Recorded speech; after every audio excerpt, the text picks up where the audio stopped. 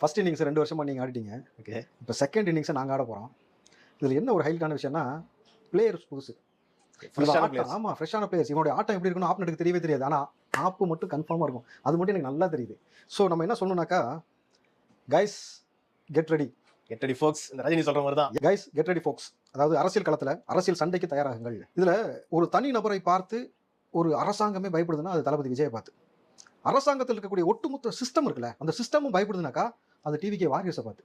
Hats off. ஏன்னா பசங்க செய்யக்கூடிய இந்த வேலை இருக்கு பார்த்தீங்களா, அப்பா நான் கேள்விப்பட்டதை சொல்றேன்.